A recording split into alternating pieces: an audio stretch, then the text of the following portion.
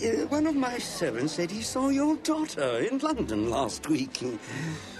In the slums. Florence? I don't think so. William, may I speak with you? Excuse us. Not at all, Mrs. Nightingale. Richard proposed to Florence, and she turned him down.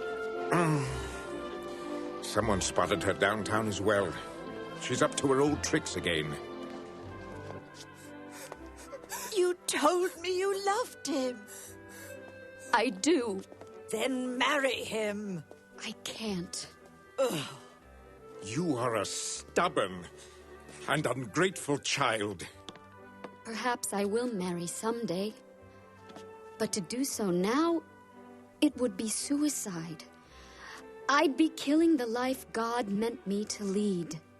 I suppose you're too good to run a household. I didn't say that, Mama. For the last time, Florence. Please, Father. No more threats. I've been offered a job as superintendent of a hospital in London. I start tomorrow. I refuse to allow it. I'm 33 years old. I'm not asking for your permission. Only your blessing. Well, I'll just...